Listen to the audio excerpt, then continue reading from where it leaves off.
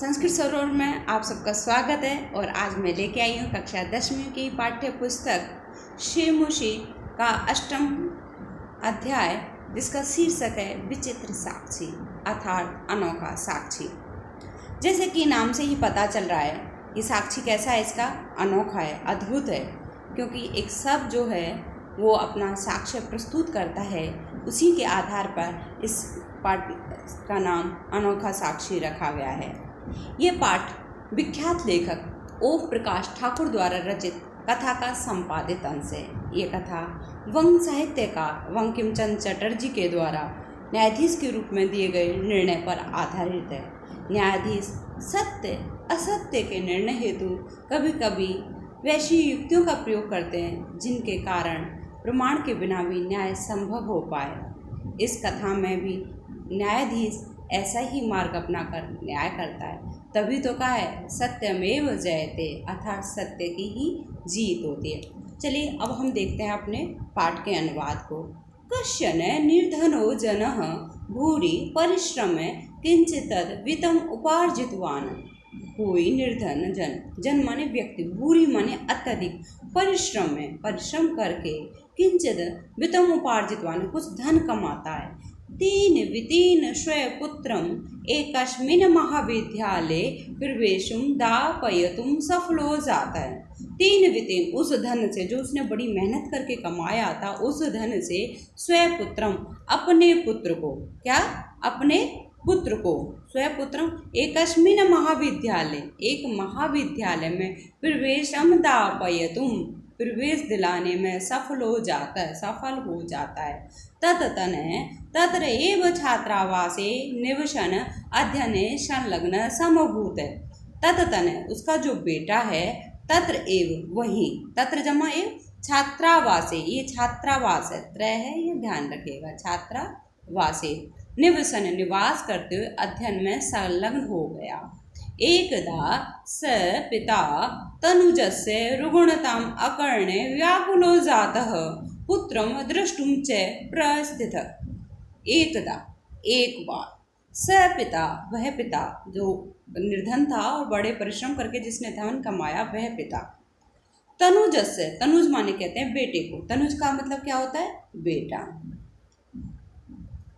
रुग्णतायाम अकर्ण, बेटे की रुग्णता, रोगी यानी बीमार हो गया, उसको सुन करके व्याकुल हो जाता है, व्याकुल हो गया, बेचैन हो गया।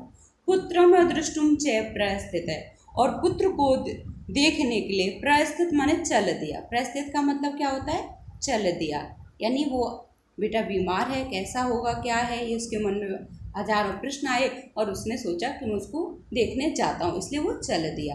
परम अर्थकाशेन पीडितः स वसयानं विहाय पदातिरेव प्राचलत्।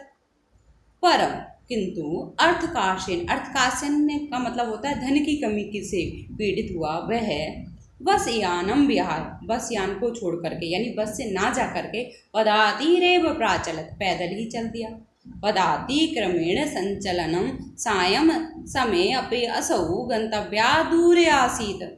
पदाति क्रमेण, पैदल चलने हुए, सायं समय अपनी, शाम हो गई, मतलब सुबह से शाम हो गई, लेकिन अभी भी वो गंतव्य से, गंतव्यात मतलब जहाँ उसको पहुँचना था, यानी अपने बेटे के पास पहुँचना था, उस स्थान से दूर आसी, दूर था।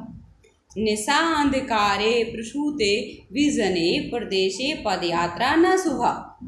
उसको क्या लगा कि निशा अंधकारे, रात के अंधेरे में, प्रसूति विजने, मतलब विजन का मतलब होता है जहाँ कोई नहीं हो, प्रसूति माने पैदा हो जाने पर, रात्रि का अंधकार हो जाने पर, लोगों से रहित प्रदेश में पदयात्रा न शुभा, जो पद यानी पैदल चलना कल्याणकारी नहीं है या मेरे लिए अच्छा नहीं है।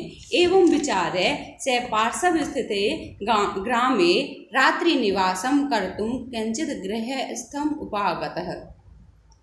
एवं विचार है, ऐसा विचार करके, पार्श्व स्थित, पास में ही स्थित गांव में रात्रि निवासम, रात्रि में निवास करने के लिए, कर्तुम माने करने के लिए, कंचित गृहस्थम उपागत, किसी गृहस्थ के पास चले गए।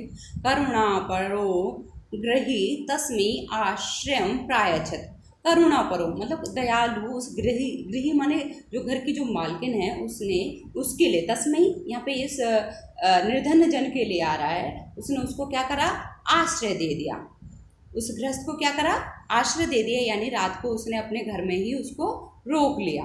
लेकिन भाग्य की गति न्यारी है, तो उसके साथ देखते हैं अब क्या होता है कि उसको रात को घर में आश्रय तो मिल गया, पर कहते हैं ना भाग्य बड़ा बलवान होता है और रोके नहीं रुकता है। तो ऐसा ही कुछ उस गरीब व्यक्ति के साथ होता है, तो इसको हम यहाँ पर देखते हैं। विचित्रा देव गति, भाग्य की गति भी बड़ी है। तस्याम एव रात्रौ तस्मिन् गृहे कश्चन चौरः गृहाभ्यंतरम प्रविष्ट। तस्याम एव रात्र, उस रात्रि को, जिस रात को वो व्यक्ति, गरीब व्यक्ति उस गृहस्थ के घर रुका, उसी रात्रि को उसके घर में, किसके घर में, उस गृहस्थी के घर में जिसने उस व्यक्ति को आश्रय दिया था। कश्चन चौर, कोई चोर, गृहाभ्यंतरम प्रविष्ट, घर के अंदर प्रवेश कर गया। तत्र निहिताम एकाम मंजूषाम आदाय पलायित, और वो वहाँ पे निहित मतलब रखी हुई एक मंजूषा, कहते हैं पेटी को, और मंजूषा में कुछ भी हो सकता है, उसको लेकर के पलायित, भागने लगा। चोरस्य पाद ध्वनिना प्रबुद्धो अतिथि चोर शंकाय तम अनुधावत गृह्णात च परम विचित्रम अघटत। चोरस्य पाद ध्वनिना प्रबुद्धो अतिथि, चोर की पैरों की ध्वनि से जगा हुआ अतिथि चोरी की शंका से उसके पीछे दौड़ा और घृणात उसको पकड़ लिया। परम विचित्रम घटत, पर विचित्र घटना हुई। क्या हुई अभी देखिए। चोर एव उच्चई क्रोशितुम आरभत, अब उल्टा चोर, जो चोर था उसने क्या करा, चिल्लाना। क्रोशितुम माने होता है चिल्लाना, क्रोशितुम का मतलब क्या होता है, चिल्लाना। क्रोशितुम का अर्थ है चिल्लाना, आरभत है, आपने समझ लिया होगा। अब हम देखते हैं इसको। चोरो अयम इति तस्य तार स्वरेण प्रबुद्धा ग्रामवासिन स्वे गृहात् निष्क्रम्य तत्र आगच्छन् वराकम् अतिथिमेव च चोरं मत्वा अभर्षन्। तस्य तार स्वरेण, उसके ऊंचे स्वर में बोलने पर जो चोर था उसी ने क्या करा, उस अतिथि को, जो उसको चोर को पकड़ने गया, उसी अतिथि के लिए क्या करने लगा कि चोर है, ऐसे जोर से चिल्लाने लगा, चोरो अयम, ये चोर है, ये चोर है। उसके आरक्षक जो चोर था उसके द्वारा ऐसा बोलने पर प्रबुद्धा माने जो जगे हुए ग्रामवासी ना स्वगृहात् निष्क्रम्य, अपने घर से निकलकर तत्रागच्छन, वहाँ आए जहाँ पे घटना हो रही थी। वराकम अतिथि में, उस बेचारे अतिथि को ही चोरम मतवा अभर्सन, उसकी भर्सना करी। भर्सना मतलब एक तरह से डांटना फटकारना कि भाई तुम इस अतिथि के घर में आए और इसी के घर में चोरी कर रहे हो, इसने एक तो तुम्हें आश्रय दिया और तुम इसी की चोरी कर रहे हो। यद्यपि ग्रामस्य आरक्षी एव चोर आसीत, यद्यपि गांव का जो आरक्षक था यानी जो पहरेदार था वही क्या था, चोर था असल में। लेकिन उसने क्या करा, उसने उस अतिथि को ही चोरो अयम कह करके चोर बना दिया। तत् क्षणम एव रक्षा पुरुष तम अतिथिम चोरो अयम इति प्रख्याप्य कारागृहे प्राक्षिप्त। तत्क्षण में, उसी क्षण रक्षा पुरुष, अब रक्षा पुरुष था वो, यानी वो पहरेदार था, उसने क्या करा, तम अतिथि, उस अतिथि को चोरो अयम, ये चोर है, इति प्रखाप्य मैंने डाल करके, ऐसा कारागारे प्राचित बता करके उसको कारागार में डाल दिया। अग्रिम दिने से आरक्षी चौर अभियोगे तम न्यायालयम नीतवान, अगले दिन वे आरक्षी उस चोर अभियोग को, अभियोग यानी जिसपे कोई जो वादी और प्रतिवादी होते हैं, जिसपे यानी अभियोगी का मतलब होता है जिसपे कोई वार्ता चल रही है, यानी कि जिसपे केस चल रहा है, उसको न्यायालय ले गया। न्यायाधीशो वंकिम चंद्र उभाभ्याम पृथक पृथक विवरणम श्रुतवान, न्यायाधीश कौन थे, वंकिम चंद्र जी थे। उन्होंने उभयाम ने दोनों की पृथक पृथक विवरण सुना, दोनों से बात सुनी अकेले में कि तुम अपनी बात रखो, और फिर उससे भी कहा तुम अपनी बात रखो। सर्वं व्रतम अवगत्य समतम निर्दोषम अमन्यत आरक्षणीं च दोषभाजनम। सर्वं व्रतम अवगत, सारी वार्ता को जान करके न्यायाधीश महोदय ने सारी बात जान ली दोनों से, तो उसको जो अतिथि था सतम निर्दोषम, उसको अतिथि को निर्दोष मानते हुए आरक्षणीं च दोषभाजनम, कि जो आरक्षक है यानी जो पहरेदार है यही दोषी है, किंतु प्रमाणाभावात से निर्णय तुम ना सकन होते, किंतु प्रमाण के अभाव में, कोई प्रमाण नहीं था, कहते हैं ना साक्ष्य प्रस्तुत करो, कोई साक्ष्य नहीं था, प्रूफ नहीं था उसके पास उसको सिद्ध करने के लिए, तो वह निर्णय देने में असमर्थ था। हमारे यहाँ क्या कहते हैं कि जब तक कोई साक्ष्य नहीं, कोई प्रमाण नहीं है तो दोषी दोषी नहीं है। तो अब उसको जो अतिथि था उसको सही सिद्ध करने के लिए न्यायाधीश के पास कोई प्रमाण नहीं था। उसको ये समझ में तो आ गया कि कौन दोषी है कौन निर्दोष है। तत असौ तौ अग्रिमे दिने उपासितुम आदिष्टवान्। ततो असौ, तत माने इसके बाद, असौ माने इन दोनों को, जो आरक्षक है और अतिथि है यानी अभियोगी, उन दोनों को अग्रिम दिने, अगले दिन, अग्रिम दिने का मतलब क्या होता है, अगले दिन, उपस्थातुम, स्थातुम माने उपस्थित होने का, आदिष्टवान् आदेश दिया। क्या दिया, आदेश दिया, भाई तुम दोनों क्या करो, अगले दिन आइए, आदेश दिया। कत्वतु प्रत्यय तो भूतकाल में हो गया। अन्यधु तौ न्यायालये स्वे स्वे पक्षम पुनः स्थापितवन्तौ। अन्यधु अगले दिन दोनों ने न्यायालय में अपना अपना पक्ष पुनः स्थापित किया, अपनी अपनी बात रखी। तदेव कश्चित् तत्र ते कर्मचारी समागत्य निवेदयत् यत् इतः क्रोशद्वन्तराले कश्चित् जनः केनापि हतः। तदेव कोई, तत्र तय कर्मचारी, वहाँ कोई कर्मचारी आया और निवेदन किया कि 2 कोस की दूरी पर, क्रोश द्वयंतराले मतलब 2 कोस की दूरी पर, कश्चित जन, कोई व्यक्ति, केनापि हत, किसी के द्वारा मार दिया गया, यानी किसी व्यक्ति को किसी ने मार दिया है। तस्य मृत शरीरम राजमार्गम निक्सावर्तते, उसका जो मृत शरीर है वो राजमार्ग के पास ही है। आदिशताम किम करणीयमिति, आदेश दीजिए क्या करना है।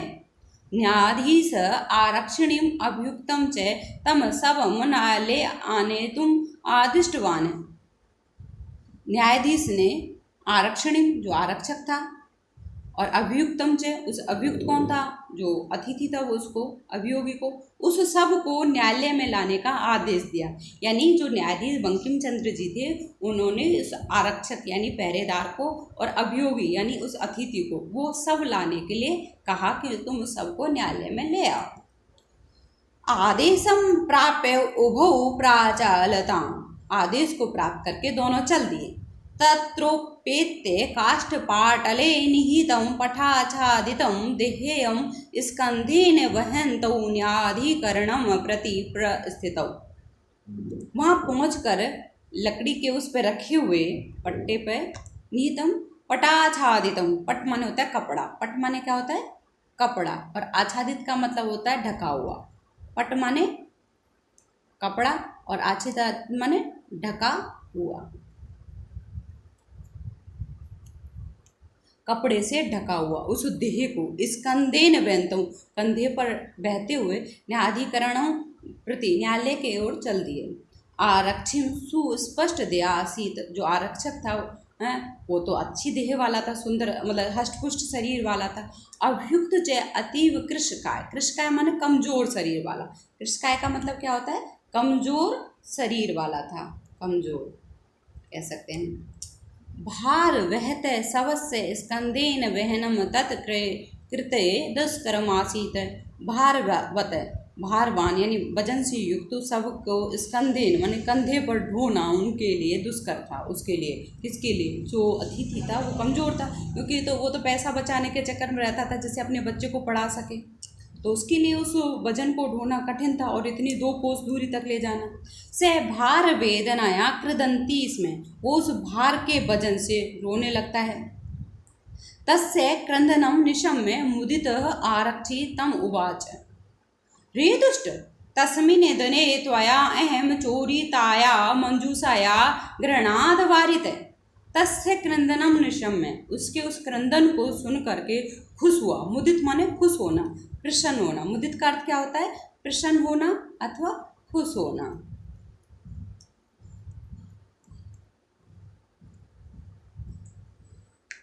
आरक्षी तम उवाच, आरक्षी उससे बोला। तम यहाँ पे किसके आ रहा है, अतिथि के लिए, उस अभियोगी के लिए आ रहा है। रे दुष्ट, तस्मिन् दिने त्वया अहम चोरिताया मंजूषाया गृणाद वारित।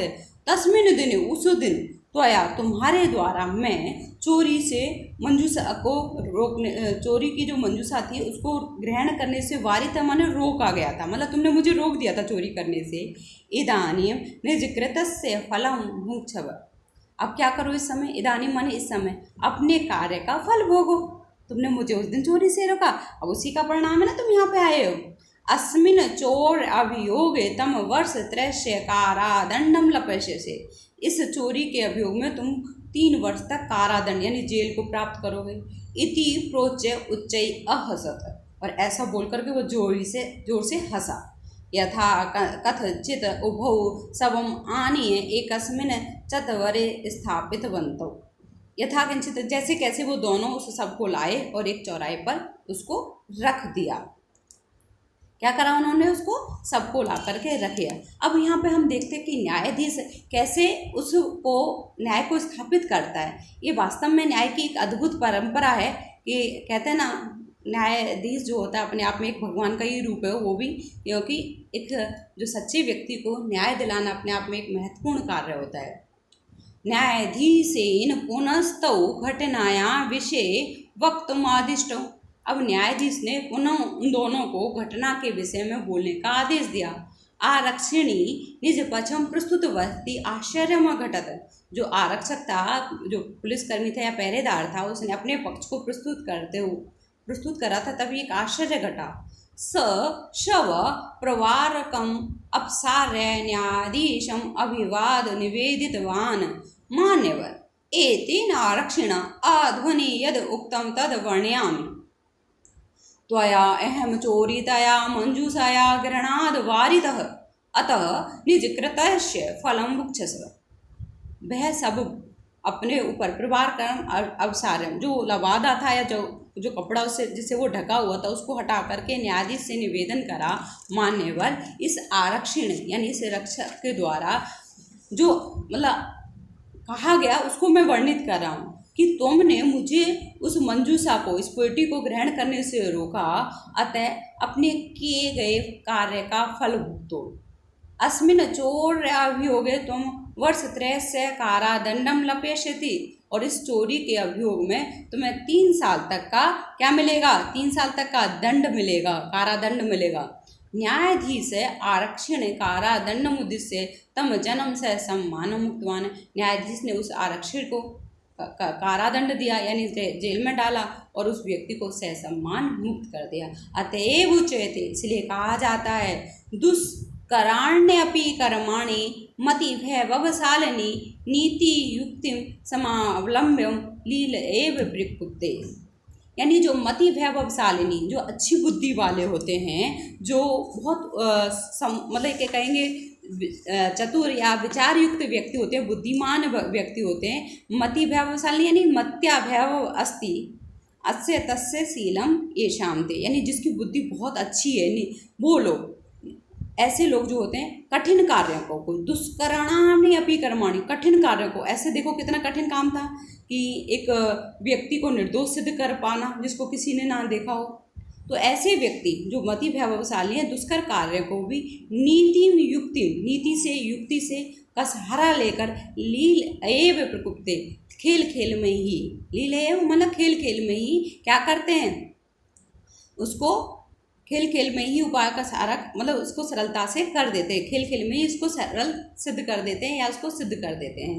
यानी एक बार और देख लेते हैं, बुद्धि के वैभव से युक्त लोग कठिन कार्यों को भी नीति और उपाय का सहारा लेकर खेल खेल में ही सिद्ध कर देते हैं। तो आपको पाठ समझ में आ गया होगा किस तरह बंकिम चंद्र जी ने एक न्याय की व्यवस्था करी, एक निर्दोष को न्याय दिलाया।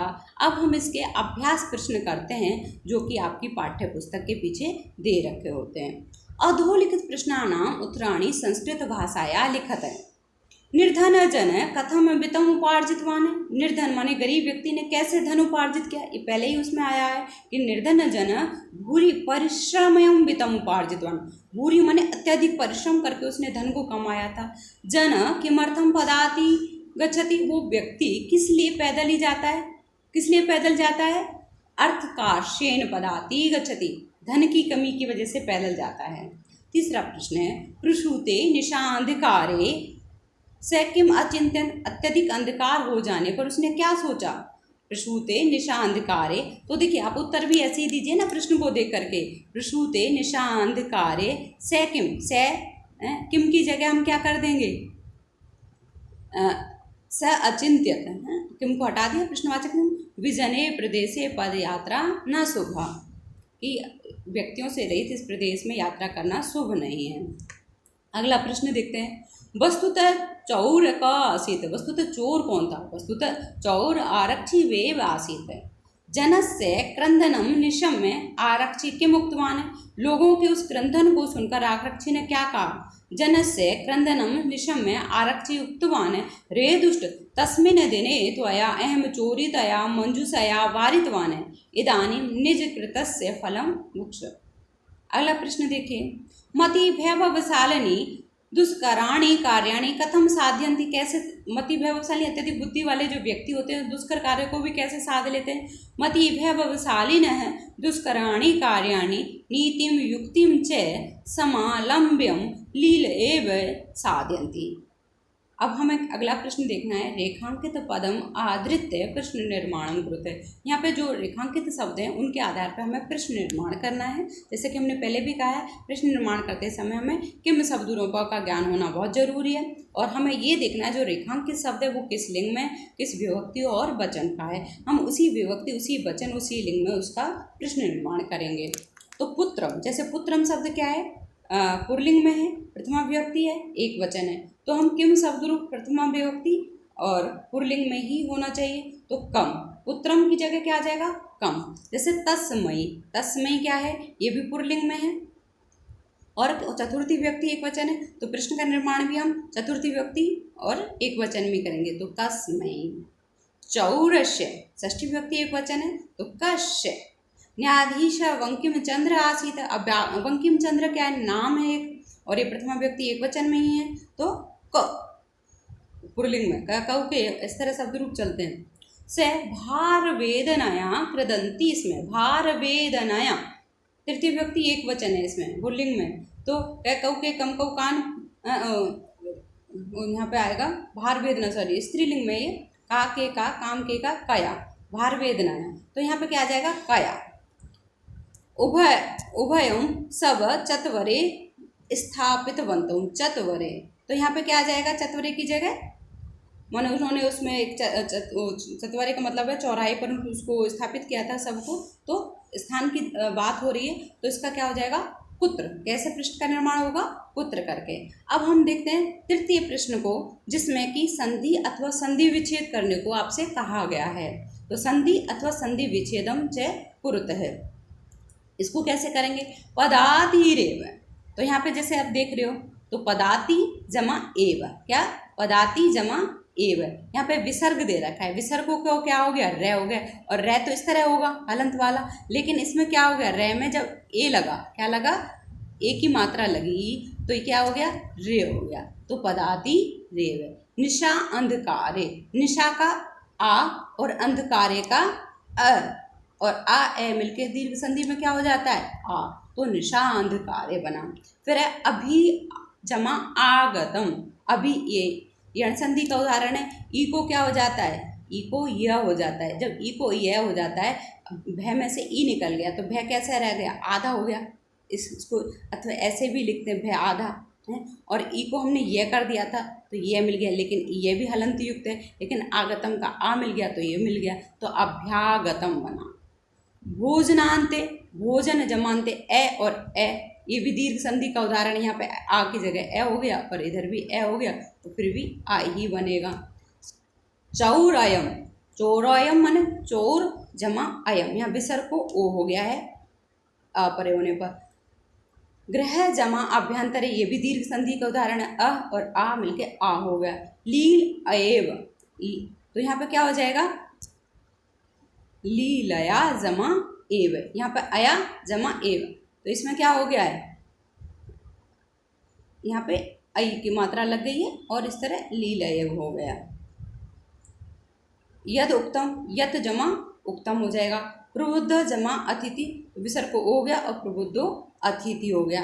अब हम देखते हैं अपना चौथा प्रश्न, जिसमें क्या है? अधोलिखित पदानी भिन्न भिन्न प्रत्ययानि सन्ति और तानि पृथक कृत्वा निर्दिष्ट अनुसार प्रत्यय नाम अध लिखत है। यहाँ पे अपने आपको क्या करना है, प्रत्ययों के नाम लिखने हैं। तो यहाँ पे ये देखिए यहाँ पे प्रत्यय दे रखे हैं, प्रत्यय से युक्त शब्द है ये। इनमें यहाँ पे दे रखा है ल्यप है, कत है, कतवतु, तुम है। तो हमें ये छांटने हैं कि कौन से किस प्रत्यय का है। जैसे परिश्रम है, परि उपसर्ग है, श्रम धातु है, ल्यप प्रत्यय है। ल्यप में से क्या, ल्यप में से यह शेष रहता है। क्या शेष रहता है, ल्यप में से यह शेष रहता है। पै का भी लोप हो जाता है, ले का, और यह शेष तो और उसमें उपसर्ग का होना जरूरी होता है। ऐसे उपार्जितवान, इसमें कतवतु प्रत्यय है। क्या है, कतवतु प्रत्यय है। और ये इसमें पुल्लिंग में है। और दापी तुम, ये तुमुन प्रत्यय, तुमुन में से तुम शेष रखा। प्रस्थित, ये कत प्रत्यय युक्त शब्द है। दृष्टुम, दृष्टुम में तुमुन प्रत्यय है। बिहाय, बिहा में ल्यप प्रत्यय, बी उपसर्ग है। प्रविष्ट, इसमें कत प्रत्यय है।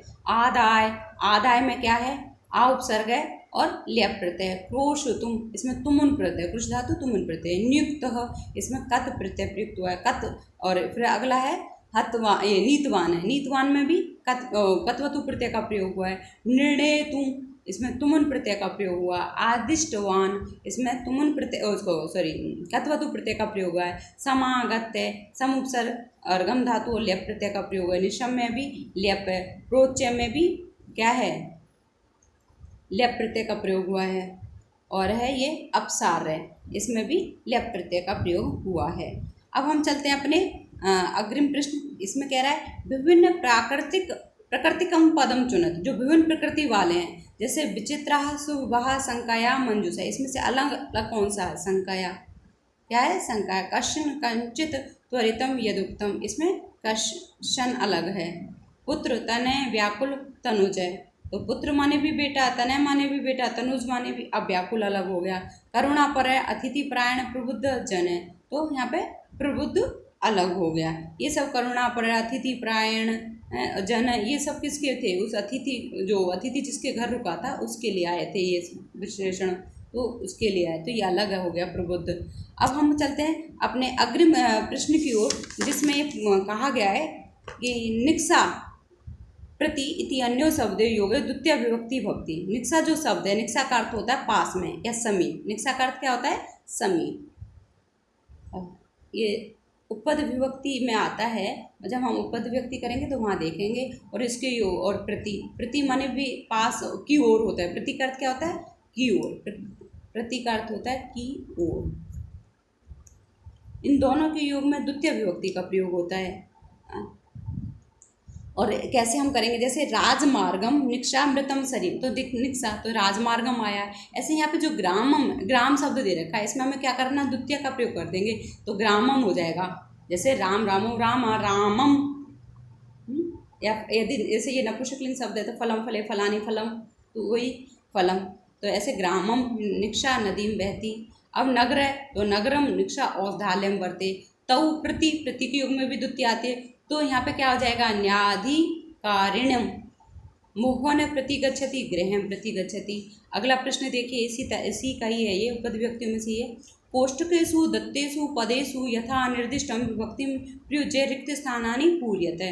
जैसे राजमार्गम निक्षा मृत शरीर वर्ते, तो राजमार्गम आया। ये अगला इसका देखिए, स निष्क्रम्य बहिर अगच्छत है। कहाँ से निकलकर, गृह शब्द है। अब इसमें पंचमी व्यक्ति का प्रयोग करना है। घर तो एक ही है तो पंचमी व्यक्ति एक वचन आएगी और क्या हो जाएगा इसका, गृहात। क्या हो जाएगा, गृहात। फिर अगला प्रश्न है, चोर संकाया अतिथि अधावत है। चोर शब्द में हमें द्वितीय लगानी है तो द्वितीय व्यक्ति एक वचन क्या आ जाएगा, चोरम, क्योंकि चोर एक ही है। फिर अगला प्रश्न है, गृहस्थ आश्रयम प्रायच्छत है। तो अतिथि शब्द में चतुर्थी लगानी है तो अतिथय हो जाएगा, अतिथय हो जाएगा। फिर अगला तौ प्रति प्रस्थितौ, तो किसके प्रति द्वितीय लगानी है, तो न्यायाधीश शब्द दे रखा है, न्यायाधीश में द्वितीय लगाएंगे तो न्यायाधीशम हो जाएगा। तो अग्रिम प्रश्न है हमारा, अधोलिखित वाक्यानि बहुवचने परिवर्तयते। परिवर्तयते मतलब बदलिए, इसको बहुवचन एक वचन में दे रखे हैं, इसको हमें बहुवचन में बताना है। से बस यानम विहाय पदातिरेव गंतुम निश्चयम कृतवान है। से तो ते, से एक वचन है और इसको हमें क्या करना है, बहुवचन में बनाना है। से का बहुवचन क्या होता है, ते। तो ते बस यानम विहाय पदातिरेव गंतुम निश्चयम। अब कृतवान है, एक वचन के लिए आता है, बहुवचन में क्या आएगा, कृतवंत है। अगला है चौर ग्रामे नियुक्तः राजपुरुषः आसीत्। तो चोर का बहुवचन क्या आ जाएगा? चोरः। ग्रामे, अब नियुक्त की जगह नियुक्त क्योंकि बहुवचन में आ रहा है। राजपुरुषः आसीत् की आसन क्रिया हो जाएगी। फिर है कश्चन चौर गृहाभ्यंतरम प्रविष्ट है। कश्चन की जगह क्या हो जाएगा? केचन चौरः गृहाभ्यंतरे प्रविष्टः। बहुवचन में हो जाएगा ना सारी चीज़ें, क्रियाएं भी बहुवचन में आएगी। फिर नयेधु तौ न्यायालय स्व स्व पक्षम स्थापितवन्तौ। तो अनेधु ते न्यायालय स्व स्व पक्षम स्थापितवन्ते हो जाएगा। इस तरह हमारा ये जो प्रश्नों का अभ्यास है वो कार्य भी पूरा हुआ और आप सबको ये पसंद आया होगा। तो प्लीज़ लाइक करें, शेयर करें, सब्सक्राइब करें। सब्सक्राइब करने से क्या होगा, जब आप के लिए अगली वीडियो आएगी तो नोटिफिकेशन आ जाएगा, यानी आपको सूचना मिल जाएगी पहले ही कि नई वीडियो आ चुकी है। तो आप सभी के लिए धन्यवाद।